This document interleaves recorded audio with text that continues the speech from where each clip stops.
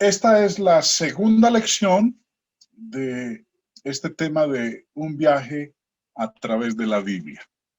El día de ayer tuvimos la oportunidad de ver la primera parte. Hoy vamos a continuar donde habíamos quedado en el día de ayer. Ayer habíamos terminado esta primera sección del periodo patriarcal con Moisés iniciando el periodo de la dispensación mosaica.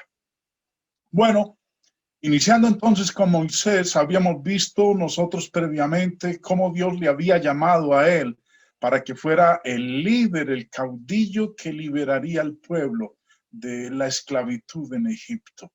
Y luego de cumplir con el plan de Dios, ellos han salido a la libertad, han cruzado el Mar Rojo y han llegado entonces al monte Sinaí, al monte de Dios, al monte. Y en este lugar, Dios les habló. Y Moisés recuerda ese evento y les dice a ellos en Deuteronomio: el día que estuviste delante de Jehová tu Dios en Horeb, cuando Jehová me dijo: reúneme el pueblo para que yo les haga oír mis palabras, cuales aprenderán para temerme todos los días que vivieren sobre la tierra, y las enseñarán a sus hijos. Y os acercasteis y os pusisteis al pie del monte, y el monte ardía en fuego hasta en medio de los cielos con tinieblas, nube y oscuridad. Y habló Jehová como en medio del fuego. Oísteis la voz de sus palabras, mas a excepción de oír la voz, ninguna figura visteis. Moisés entonces le recuerda al pueblo de ese evento magnífico cuando estuvieron al pie del monte Horeb, el monte de Dios, acorde a la instrucción del Creador. Fue allí donde Dios les anunció su pacto. Le dio los 10 mandamientos. Dice el versículo 13, y él os anunció su pacto, el cual os mandó poner por obra los 10 mandamientos y los escribió en 2 tablas de piedra. Aquí Moisés está recordando ese pacto que Dios hizo con ellos. Y ese pacto se refería a los 10 mandamientos. Algo que él recuerda a la nación de Israel, lo dice en el capítulo 5 de Deuteronomio y les declara de la siguiente manera. Llamó Moisés a todo Israel y les dijo: oye Israel, los estatutos y decretos que yo pronuncio hoy en vuestros oídos. Aprendedlos y guardarlos para ponerlos por obra. Jehová nuestro Dios hizo pacto con nosotros en Horeb. Ahora, mire el énfasis de este verso, hermanos. Moisés les dice que es un pacto que Dios hizo con ellos. No fue un pacto que hizo con todo el mundo.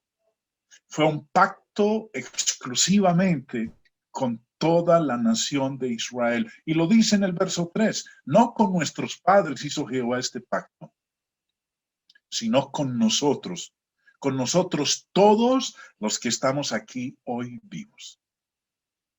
Es importante que entendamos esto que estamos leyendo aquí en este verso 5, en este capítulo 5.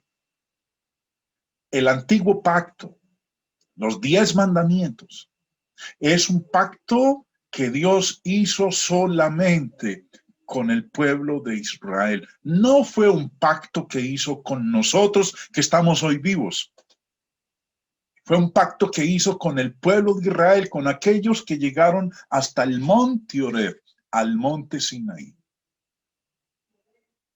Esto nos sirve a nosotros para ayudar a aquellos que piensan que hoy hay que guardar el Antiguo Testamento. Moisés es claro cuando dice aquí: Jehová nuestro Dios hizo pacto con nosotros. No es un pacto que hizo con los gentiles, no es un pacto, hermanos y amigos, que Dios hizo con nosotros. Fue con ellos, con la nación de Israel. Luego de haberles dado Dios esos 10 mandamientos, de haber entrado en pacto con la nación de Israel, cuando estaban a puertas de entrar en la tierra prometida, ocurrió un evento lamentable, que fue lo que llevó a que Dios determinara que no entrarían, que primero andarían errantes por el desierto durante 40 años. Leemos en Números 14 cuando Dios les dice de la siguiente manera: vuestros hijos andarán pastoreando en el desierto 40 años, y ellos llevarán vuestras rebeldías hasta que vuestros cuerpos sean consumidos en el desierto, conforme al número de los días de los 40 días en que reconociste la tierra. Llevaréis vuestras iniquidades 40 años, un año por cada día, y conoceréis mi castigo. Yo, Jehová, he hablado. Así haré a toda esta multitud perversa que se ha juntado contra mí en este desierto. Serán consumidos y ahí morirán. ¿Qué fue lo que ocurrió? Cuando ellos estaban a puertas de entrar en la tierra prometida, acorde a como Dios lo había dicho con anterioridad, se les ocurrió la brillante idea de mandar unos espías que reconocieran el terreno. Dios estuvo de acuerdo, pero cuando retornaron, 10 de ellos dieron un reporte negativo y dijeron que no podían entrar a esa tierra, que porque el pueblo que lo habitaba era un pueblo numeroso, aguerrido, violento, asesino más grandes que ellos, que los comerían como gusanos. Solamente dos tuvieron el valor de decir que sí podían porque Dios estaba con ellos, pero aún así el pueblo escuchó la voz de los 10. Fue entonces que Dios tomó la decisión de decirles: no entraréis. Andarán errantes 40 años hasta que sus cuerpos sean consumidos en el desierto, acorde al número de días que estuvieron ellos espiando la tierra. Después de esto, Josué va a tomar el liderazgo del pueblo. Moisés ha muerto y Dios habla con Josué y le dice: aconteció después de la muerte de Moisés, siervo de Jehová, que Jehová habló a Josué, hijo de Nun, servidor de Moisés, diciendo: nadie te podrá hacer frente en todos los días de tu vida. Como estuve con Moisés, estaré contigo. No te dejaré ni te desampararé. Se convierte entonces en el caudillo de la nación, en el líder, en el que los va a entrar en la tierra que Dios había prometido a sus ancestros. Y el primer lugar, la primera ciudad en conquistar, nos dice Jueces capítulo 6 que fue Jericó. Todos nosotros hemos de recordar muy bien esa historia increíble de cómo fue conquistada esta ciudad, de una mujer cuya vida pecaminosa de nombre Rahab se convirtió en la ayudante de aquellos que entraron allá y se escondieron en su casa. Ella sería descendiente o una mujer a través de quien nacería el Mesías. Rahab, la prostituta. Después de esto, cuando ellos han conquistado la tierra, han entrado a ella, han tomado posesión de ella, y ya cuando Josué está a punto de terminar su existencia sobre la tierra, a los 110 años de edad, se dirige al pueblo por última vez y les dice en Josué 24:15: y si mal os parece servir a Jehová, escogeos hoy a quien sirváis. Si a los dioses a quien vieron vuestros padres cuando estuvieron al otro lado del río, o a los dioses de los amorreos en cuya tierra habitáis. Pero yo y mi casa serviremos a Jehová. Estas palabras, hermanos, en muchos de nosotros han tenido un efecto profundo, aún hasta el día de hoy. ¿Y cuántas veces no repetimos estas mismas líneas que pronunció el Josué a la nación de Israel? Yo y mi casa serviremos a Jehová. Ustedes decidan a quién van a seguir, pero yo y mi casa serviremos a Jehová. Después de Josué, viene un periodo de 300 años, en donde Dios va a gobernar a la nación a través de los jueces. Nos dice Jueces 2:16, Jehová levantó jueces que los librasen de mano de los que les despojaban. Esta historia de 300 años es bastante interesante porque nos muestra lo que es el ciclo repetitivo, no solamente para con ellos, sino también para con todos nosotros. Jueces 17:6 dice, en aquellos días no había rey en Israel.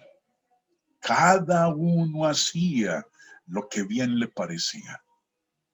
Y lo que nos muestra todo el libro de los jueces es lo que sucede cuando Dios no es quien manda, cuando no es el que gobierna nuestras vidas, cuando cada uno hace lo que bien le parece, lo que se le antoja, cuando no tiene en cuenta al creador del universo. Y como lo dice el texto, aún no había llegado el momento para un rey en Israel. El rey absoluto era el Dios todopoderoso. Nos muestra a nosotros el libro que es el periodo de transición entre la conquista de Canaán y aquel evento que se va a conocer más adelante, o aquel periodo de la historia que será conocido como el periodo del Reino Unido. Saúl, David y Salomón. Un reino que va a durar unido durante 120 años, porque cada uno de ellos va a gobernar durante 40 años. Pero volviendo a los jueces, el periodo de transición entre el momento en que se conquista Canaán y cuando se convierten en una nación como el resto de los reinos sobre la faz de la tierra, son gobernados durante 300 años por estos hombres instituidos por Dios, los jueces. Otoniel, Ahod, Samgar, Débora, Gedeón, Tola, Jair, Jepté, Ibsán, Elón, Abdón, Sansón, Elí y Samuel, que fue el último juez. Recordamos nosotros las historias de niños que nos contaban acerca de un hombre fortísimo, Sansón, el hombre del cabello largo, el hombre que pudo enfrentarse a cientos, el hombre a quien Dios lo tuvo en su mano, a su servicio. ¿Quién nos recordará también a Gedeón, quien con 300 hombres, solamente un ejército de 300 hombres, pudo vencer a un ejército de 135,000 hombres? Las historias que nos narra la Escritura de cada uno de estos jueces son historias, hermanos, que nos hacen a nosotros temblar de la emoción al ver cómo ellos cumplieron la voluntad de Dios y fueron fieles a Él. Triste es el final del hombre más fuerte que menciona en la Escritura, Sansón. Pero en este periodo se presentó un ciclo de pecado. Una y otra vez se repitió con cada uno de aquellos que gobernaron al pueblo de Dios durante los 300 años. Ese ciclo empezaba primero que todo con un Israel que se rebela contra Dios. Durante esa rebelión en donde optan por no tener en cuenta al Creador, Dios entonces permite que aquellos pueblos que le son sus vecinos los subyuguen, los ataquen, les quiten lo que tiene, le despojen de sus posesiones, les hurten sus alimentos. Dios permite que Israel sea tratado de forma violenta. Y en ese periodo de angustia y desesperación es cuando entonces ellos recapacitan y se acuerdan del Creador del universo y de todas las maravillas que Él hizo por ellos. Entonces dicen, arrepintámonos.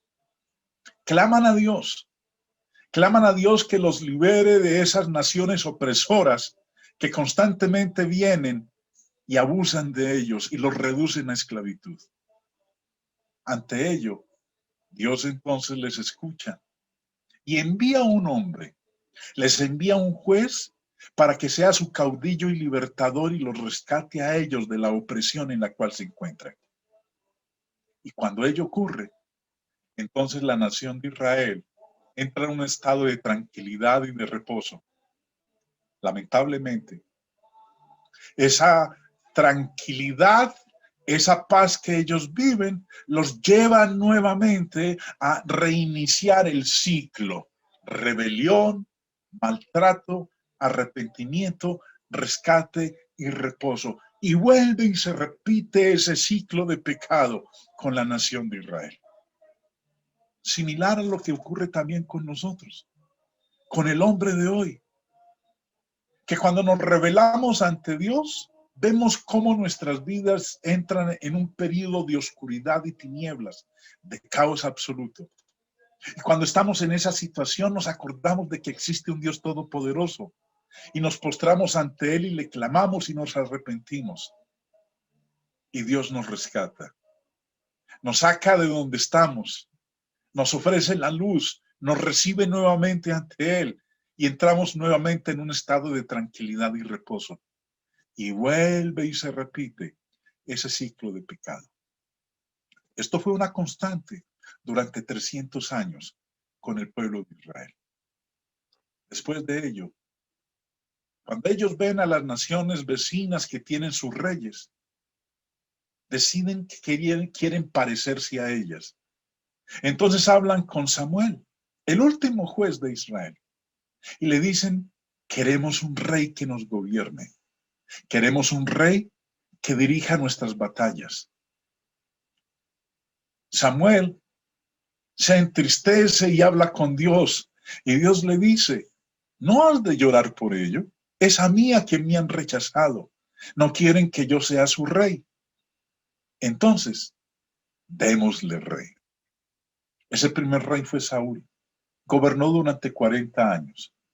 Después de él, le sucedió David, quien también gobernó durante 40 años.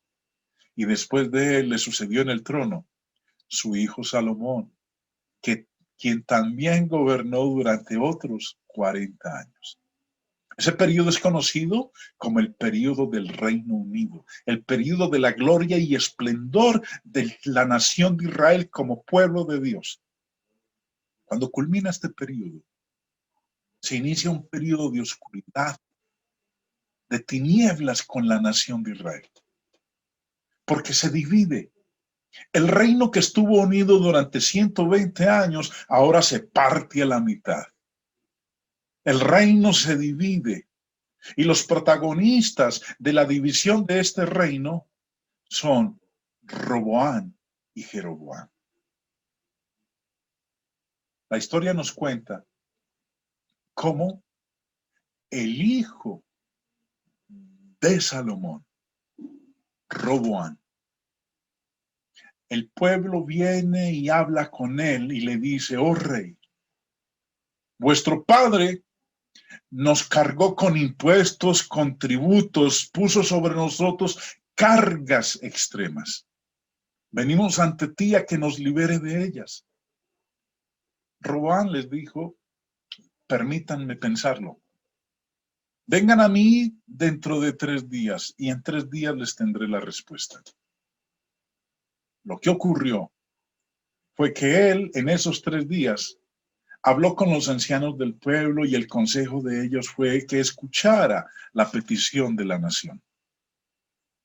Pero él a su vez fue y tomó consejo de sus amigos de juventud, quienes le dijeron en gran sabiduría de jóvenes que no permitiera bajo ninguna circunstancia que eso que ellos clamaban se volviera realidad. Su consejo fue aumentar los impuestos, aumentar las cargas. Y ello llevó entonces a que la nación de Israel, el reino que había estado unido por 120 años, ahora entonces se dividiera, se partiera a la mitad y se formaran 2 naciones, el reino de Israel en el norte y el reino de Judá en el sur. Judá e Israel. El reino de Israel, todos los reyes que gobernaron al reino del norte, cuya capital fue Samaria, fueron reyes malos y de malos a peores. El reino de Judá, cuya capital fue Jerusalén, tuvo reyes buenos y tuvo reyes malos. Durante este periodo de los reyes, Dios envió profetas una y otra vez para advertir al pueblo por sus pecados, para advertirles de los castigos que Dios traería sobre ellos si no se arrepentían. Y dentro de las profecías que ellos anunciaron, tanto al reino del norte como al del sur, es que llegaría un día en el cual Dios iba a establecer un nuevo pacto. Jeremías profetizó estas palabras que encontramos en el capítulo 31. He aquí vienen días, dice Jehová, en los cuales haré nuevo pacto con la casa de Israel y con la casa de Judá. Dice, un nuevo pacto, haré nuevo pacto. Ya había hecho un pacto con ellos cuando llegaron al monte Horeb después de que salieron de la esclavitud en Egipto. Ese pacto incluía los 10 mandamientos. Pero ahora Dios profetiza que en el futuro Él va a establecer un nuevo pacto. Y les dice, no como el pacto que hice con sus padres el día que tomé su mano para sacarlos de la tierra de Egipto, porque ellos invalidaron mi pacto.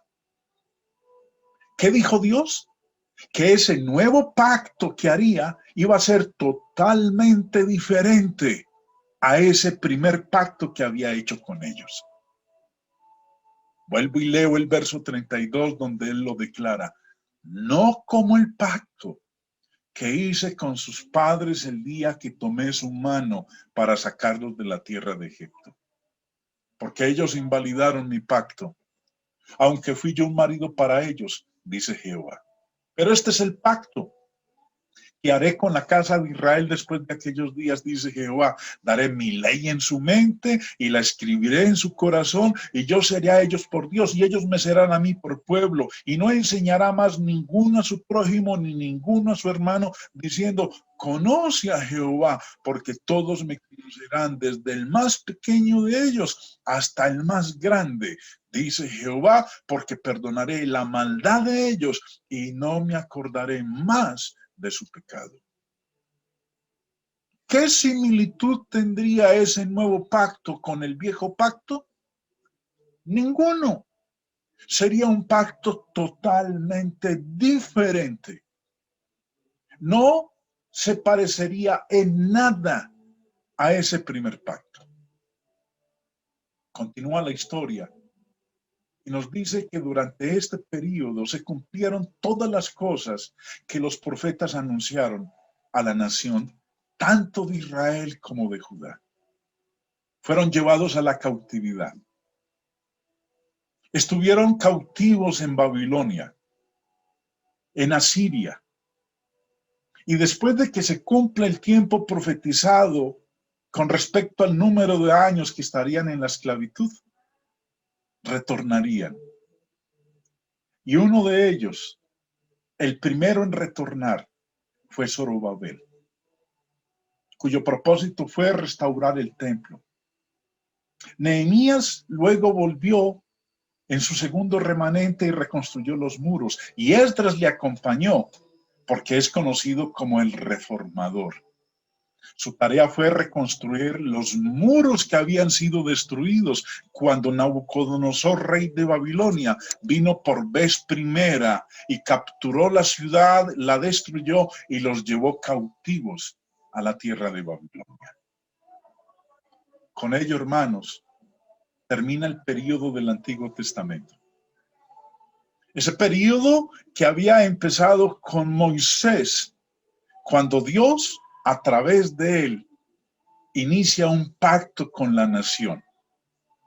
Culmina este periodo y entramos en un tiempo de 400 años de silencio, donde no hubo revelación de parte de Dios. Durante 400 años Dios no habló con ellos. Durante 400 años, Dios guardó silencio absoluto. Este periodo es conocido como el periodo intertestamentario, el periodo entre los dos testamentos, entre el Antiguo Testamento y el Nuevo Testamento.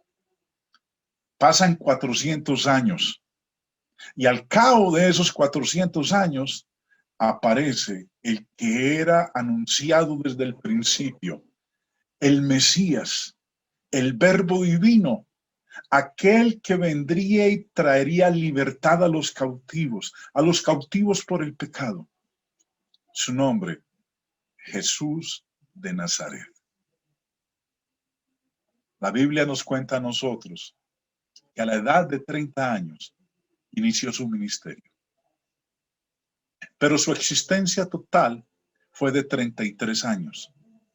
Porque es a los 33 años cuando él es sacrificado.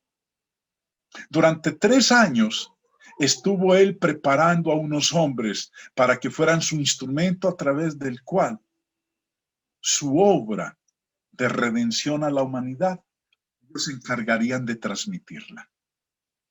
Con su muerte en la cruz, ese pacto que había establecido con el pueblo de Israel en el Horeb, ese pacto que a través del profeta Jeremías había anunciado que lo quitaría porque establecería uno nuevo, sería quitado con la muerte de él en la cruz.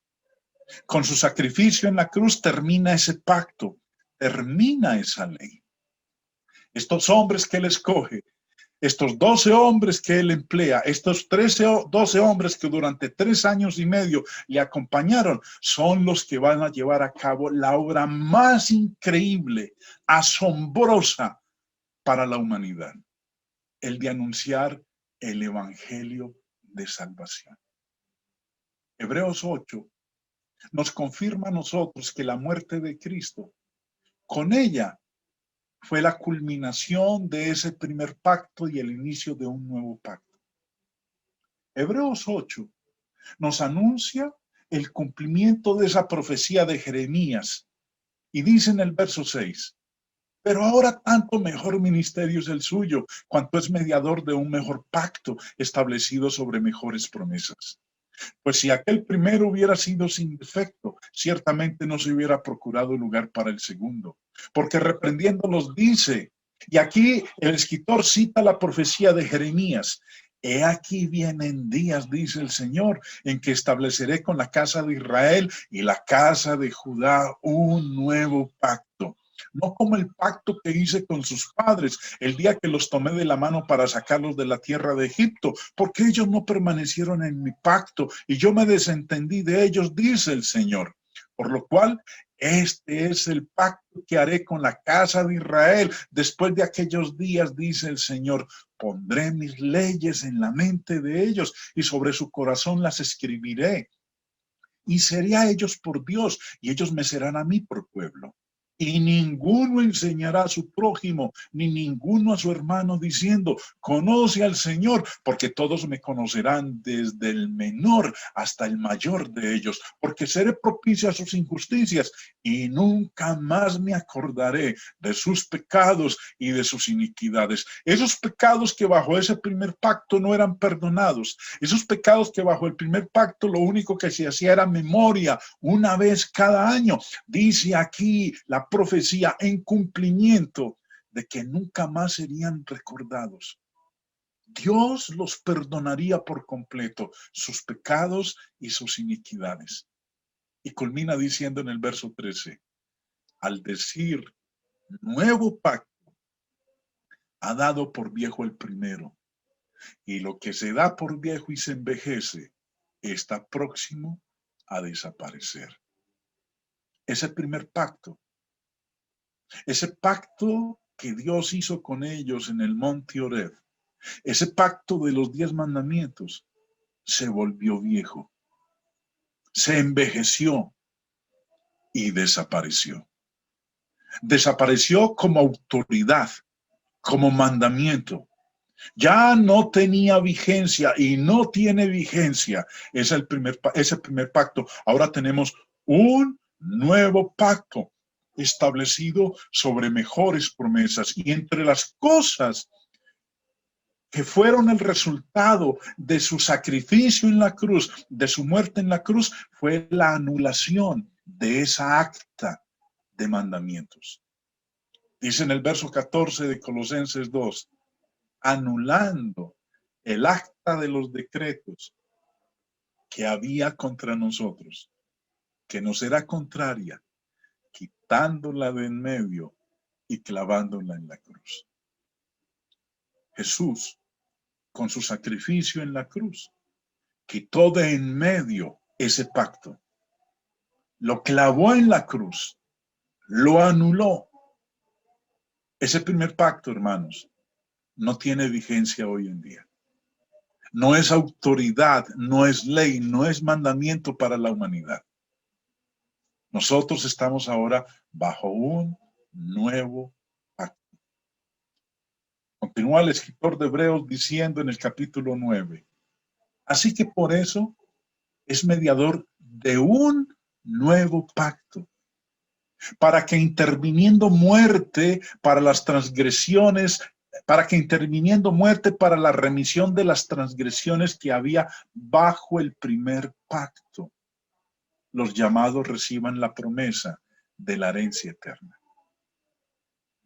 Con su muerte en la cruz, dice este verso 15, aquellos que vivieron bajo el primer pacto, sus transgresiones, si ellos obedecieron ese primer pacto como el Dios Todopoderoso lo había mandado, la muerte de Jesús en la cruz intervino para que sus transgresiones fueran remitidas, fueran perdonadas. Esas transgresiones, esos pecados que fueron cometidos bajo el primer pacto.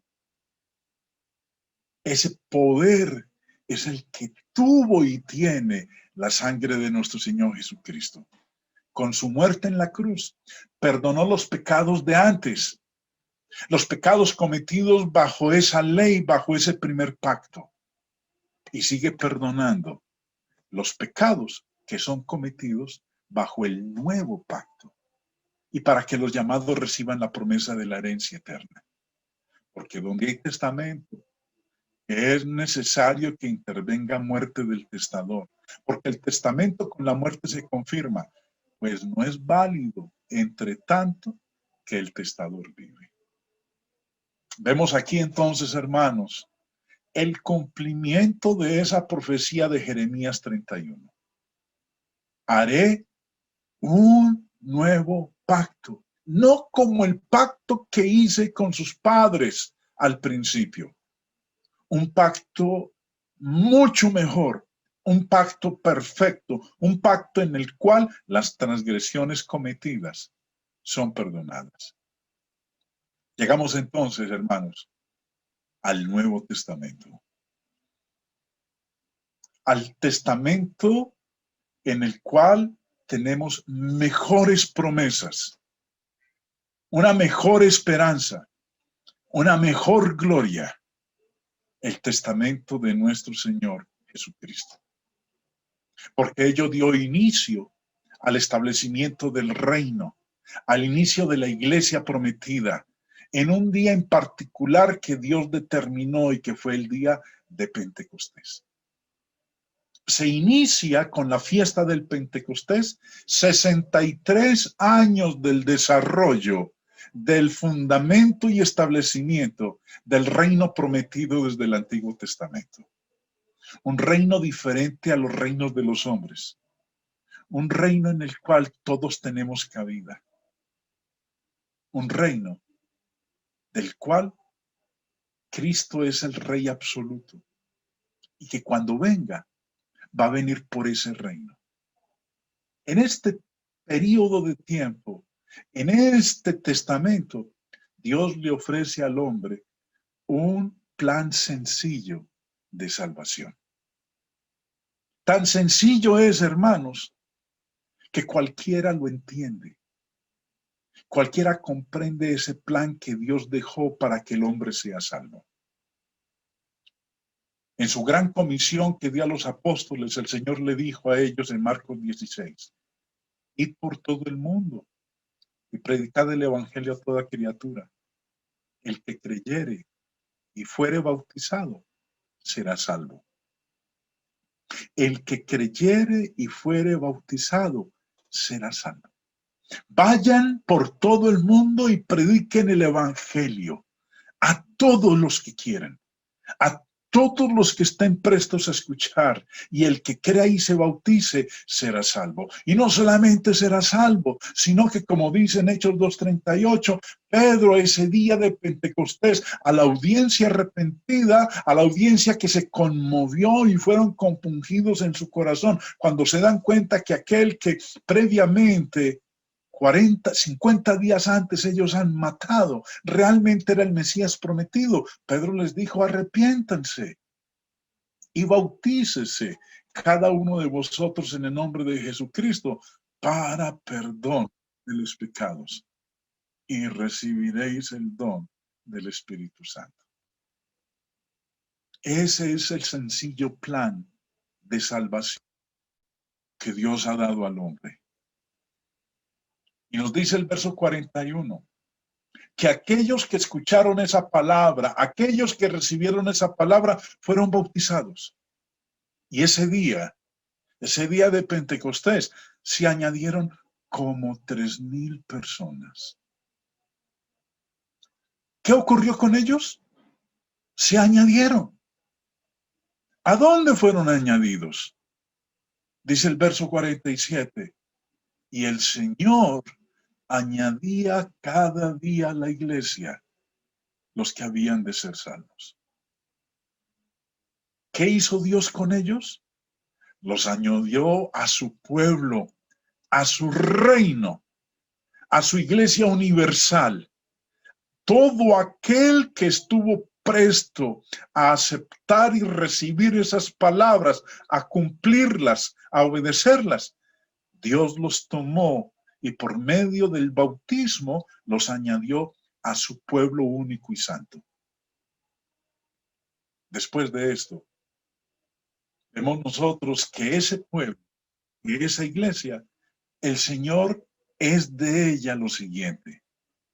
Efesios 5:23, porque el marido es cabeza de la mujer, así como Cristo es cabeza de la iglesia, la cual es su cuerpo, y Él es su Salvador. ¿Dónde están los salvos? En su cuerpo, en su iglesia, en su reino. Fuera de su cuerpo, fuera de su iglesia, no hay salvos. Solo en ella, en su cuerpo, Él es el Salvador de su cuerpo. El anhelo, hermanos, es que la humanidad, así como nosotros hoy que ya formamos parte de ese cuerpo, entren a Él y puedan estar dentro de los privilegiados de tener a Jesús como su Salvador. Después de este día de Pentecostés, cuando se inicia la iglesia, que se inicia con 3,000 personas, el resto de lo que leemos nosotros en ese primer siglo es que Dios se da la tarea de proveerles a su pueblo la guía de cómo vivir en este mundo, de cómo ser luz, de cómo ser ejemplo, de cómo cambiar, de cómo comportarnos, de cómo vivir en unidad. A partir del capítulo 12 de Romanos hasta el penúltimo libro de la Biblia, el de Judas, cada una de esas cartas es la guía que Dios nos dejó para vivir en este mundo. Y culminamos entonces con el Apocalipsis. El último libro de la Biblia, la última revelación de Dios para la humanidad, en el cual Dios nos anuncia de las luchas que el pueblo de Él enfrentaría de cómo el adversario se ensañaría sobre ellos y buscaría la forma de destruir lo que Dios había construido. Pero al final, lo que nos muestra este libro es la gloriosa esperanza que tenemos todos aquellos que seamos fieles hasta la muerte. Hermanos queridos, esta es la segunda parte de este viaje a través de la Biblia. Una manera sencilla de ayudar a aquellos cuyo conocimiento de el mensaje de la Escritura es cero o mínimo. Un material sencillo que usted puede utilizar para ayudarles a aquellos a que conozcan desde el principio hasta el fin lo que ha sido el plan de Dios para la redención del hombre. Gracias por permitirme compartirlo con ustedes en el día de hoy y el día de ayer. Y que lo disfruten mis hermanos, así como yo lo he disfrutado, no solamente en la preparación de él, sino también en la exposición de él. Dios les bendiga, mis hermanos queridos.